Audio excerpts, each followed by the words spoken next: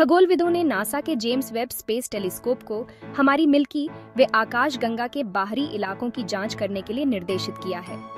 वैज्ञानिक इस क्षेत्र को गैलेक्टिक सेंटर से 58,000 प्रकाश वर्ष से अधिक दूर स्थित होने के कारण एक्सट्रीम आउटर गैलेक्सी कहते हैं। तुलना के लिए पृथ्वी केंद्र से लगभग 26,000 प्रकाश वर्ष दूर है।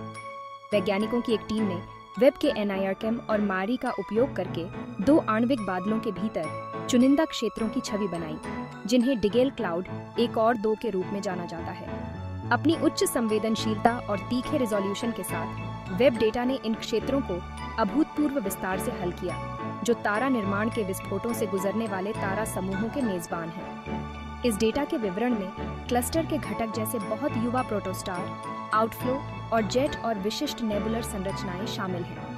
ये वेब अवलोकन, जो दक्षिणी कैलिफोर्निया में नासा की जेट प्रोपल्शन प्रयोगशाला के माइक रेसलर को आवंटित दूरबीन समय से आए थे, वैज्ञानिकों को बाहरी आकाशगंगा में तारा निर्माण का उसी गहराई से अध्ययन करने में सक्षम बना रहे हैं, जिस तरह से हमारे अपने सौर पड़ोस में तारा निर्माण के अवलोकन किए जाते हैं।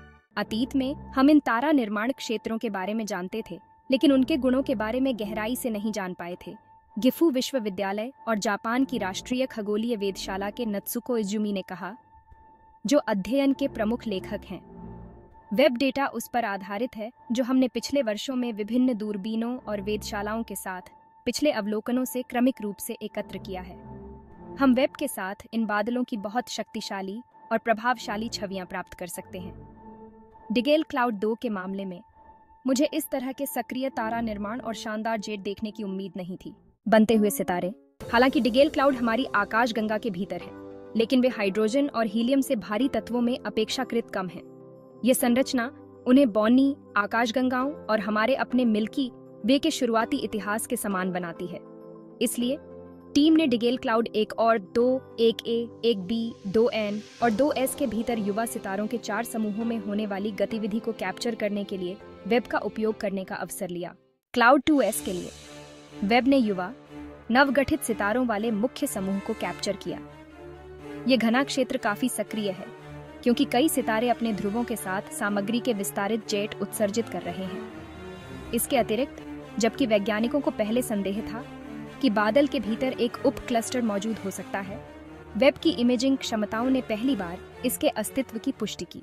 हम अन्य आसपास के तारा निर्माण क्षेत्रों का अध्ययन करने से जानते हैं कि जैसे ही तारे अपने प्रारंभिक जीवन चरण के दौरान बनते हैं, वे अपने ध्रुवों पर सामग्री के जेट उत्सर्जित करना शुरू कर देते हैं। अध्ययन के दूसरे लेखक और अवलोकन कार्यक्रम के प्रमुख अन्वेषक रेसलर ने कहा, वेब डेटा से मेरे लिए जो आकर्षक और आश्चर्यजनक था, वह यह है कि सितारों के इस समूह से सभी अलग अलग दिशाओं में कई जेट निकल रहे हैं। यह थोड़ा पटाखे की तरह है, जहां आप चीजों को इधर उधर उड़ते हुए देखते हैं। सितारों की गाथा। Web imagery extreme outer Galaxy और डिगेल क्लाउड्स की सतह को छूती है, और यह टीम के लिए बस एक शुरुआती बिंदु है। वे मिल्की वे में इस चौकी पर फिर से जाने का इरादा रखते हैं, ताकि कई तरह के मौजूदा रहस्यों का जवाब मिल सके, जिसमें extreme outer Galaxy star cluster के भीतर विभिन्न द्रव्यमानों के सितारों की सापेक्ष बहुतायत शामिल है। यह माप खगोलविदों को यह समझने में मदद कर सकता है कि एक विशेष वातावरण उनके निर्माण के दौरान विभिन्न प्रकार के सितारों को कैसे प्रभावित कर सकता है। इजुमी ने कहा, मुझे यह अध्ययन जारी रखने में दिलचस्पी है कि इन क्षेत्रों में स्टार निर्माण कैसे हो रहा है। विभिन्न वेधशालाओं और दूरबीनों से डेटा को मिलाकर हम विकास प्रक्रिया में प्रत्येक चरण की जांच कर सकते हैं। हम एक्सट्रीम आउटर गैलेक्सी के भीतर परिमिस्टेलर डिस्क की जांच करने की भी योजना बना रहे हैं। हम अभी भी नहीं जानते हैं कि उनका जीवन काल हमारे बहुत करीब के स्टार फॉर्मिंग क्षेत्रों की तुलना में कम क्यों है।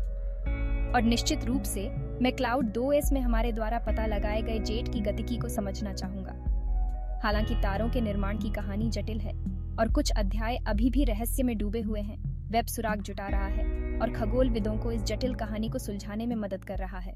ये निष्कर्ष एस्ट्रोनॉमिकल जर्नल में प्रकाशित हुए हैं। ये अवलोकन गारंटीड टाइम ऑब्जर्वेशन प्रोग्राम 1237 के हिस्से के रूप में किए गए थे।